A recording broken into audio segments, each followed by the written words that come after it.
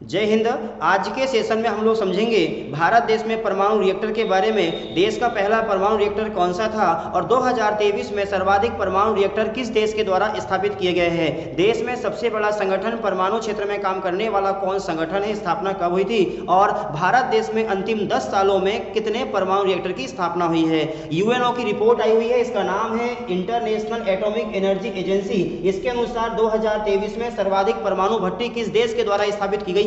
कारण क्या है, आइए हम लोग समझते हैं। सबसे पहले समझते हैं परमाणु रिएक्टर क्या होते हैं। जैसे हम लोग पानी के माध्यम से, कोयला के माध्यम से बिजली का निर्माण करते हैं, उसी प्रकार से जब हम लोग ऐसे परमाणु भट्टी में हम लोग यूरेनियम थोरियम से जब ऊर्जा का निर्माण करते हैं, उसको हम बोलते हैं परमाणु ऊर्जा भट्टी के माध्यम से बनाई गई बिजली। तो यूरेनियम और थोरियम के माध्यम से हम लोग बिजली का निर्माण करते हैं। देश में पहला परमाणु रिएक्टर कौन सा था, तो थोड़ा सा पहले हम यही समझ लेते हैं, उसके बाद में इस रिपोर्ट पे आएंगे।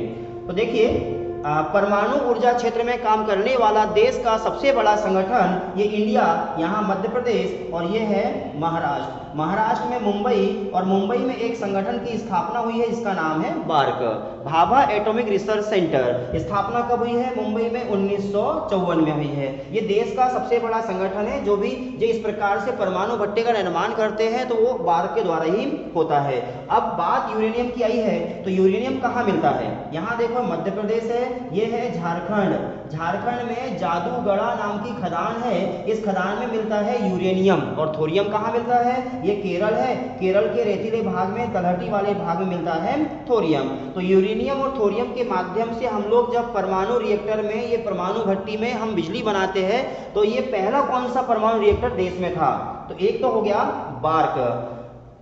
देश का सबसे पहला परमाणु रिएक्टर का नाम क्या था, तो यह है देश का पहला परमाणु रिएक्टर अप्सरा।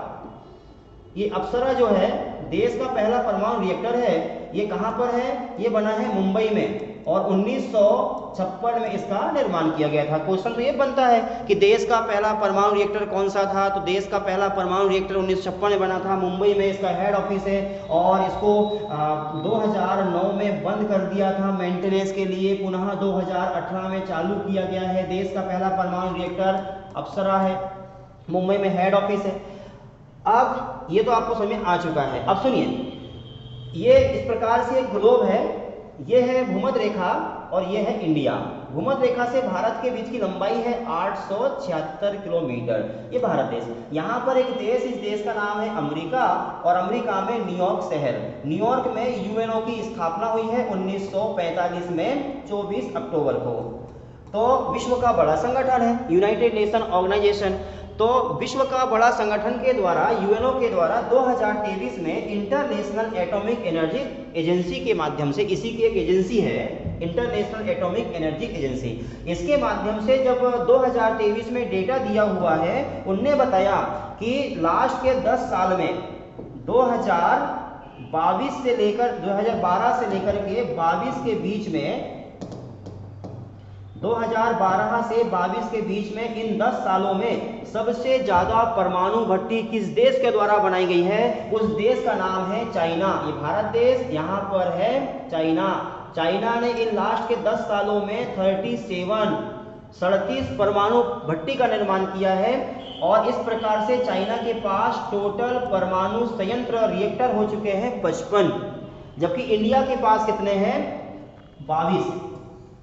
तो लास्ट के 10 सालों में चाइना के द्वारा 37 परमाणु रिएक्टर बनाए गए हैं, वहीं इंडिया के द्वारा 10 सालों में 2 बने हैं लास्ट के 10 साल में, और अमेरिका के द्वारा भी 2 ही बने हैं। इसका कारण क्या है, इसके बड़े बड़े रीजन हो सकते हैं। पहला रीजन तो यह है कि भारत देश में लाइसेंस लेने में दिक्कत होती है, जबकि चाइना में आसान किस्तों पर लोन मिल जाता है। लाइसेंस के लिए डॉक्यूमेंटेशन ज़्यादा नहीं लगते हैं, आसानी से लिबरलाइजेशन के माध्यम से डॉक्यूमेंट लगाते हैं और उससे लाइसेंस मिल जाता है। आसान किस्तों पर लोन मिल जाता है, कम ब्याज पे लोन मिलता है।